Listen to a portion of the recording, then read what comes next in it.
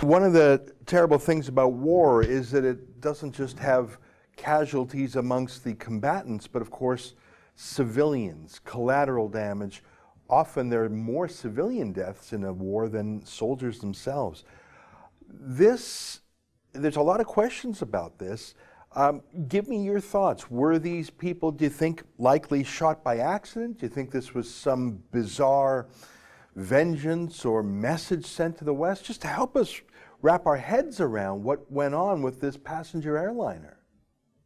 Yeah, so the system that is most likely to have been used is called the SA-15, which is a Russian-based mobile medium-range surface-to-air missile system used to shoot down enemy aircraft. And it has two functions. It has an automatic function where a computer, based on algorithms of flight patterns for aircraft, determines that something is an enemy aircraft, or it has a manual function and an operator using the built-in radar system that the system operates under can launch missiles. So the real question, and something we will probably never learn, is whether it was in automatic mode and it failed because the Russians hadn't updated the algorithms properly for the Iranians, or whether it was in manual mode and you have a nervous young officer who is concerned about incoming American missiles or incoming American aircraft attacking Tehran, who panics and misreads what he's seen on his radar screen. Those are definitely two possibilities. A programming glitch, terrible glitch. The other is a nervous, young, panicky officer. But would you say that there's also perhaps another alternative, which is that this wasn't a glitch and this wasn't a panicky young officer, but rather this was a willful, thoughtful, evil decision made wittingly? And the reason I suggest that, and again, I have no experience with Iran or with the world of military things, but if I understand it, there were other jet airliners coming and going. This was taking off from Tehran, heading out. This was many miles away from an Iranian border. The possibility that this was some bizarre, deliberate decision from Iran, I'm so paranoid about the Ayatollahs and their attempts to harm the West that I can't help but think maybe it wasn't a glitch or a panicky young guy who made a mistake. Maybe this was a sober-minded, positively made decision.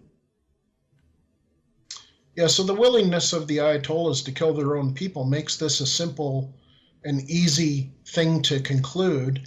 And had it occurred closer to the battlefield, if you will, where missiles were being launched, had it occurred in the middle of a U.S. retaliatory strike, which never did come, I'd be more inclined to include that as a more distinct possibility. The fact that it occurred right in Tehran, the plane literally was hit within 4 to 6 minutes of takeoff, meant it crashed into the suburbs and the farming agriculture land just on the outskirts of Tehran, made it very obvious and very easy for U.S. intelligence, which monitors all of these areas for missiles being launched, and they have satellite communication intercepts of the crews talking and of government officials talking. So I find it hard to believe that this would have been willful simply because of where it took place, how it took place. There is some crazy willfulness on the idea that they allowed their airport to continue to operate only 4 hours after they launched missiles at a sovereign nation attacking the United States and its coalition partners, and were expecting retaliation unless they had communications from the United States back saying, you do your save the face attack and we won't respond. But I struggle with the idea that this was a purposeful attack simply because of where it occurred and how it occurred.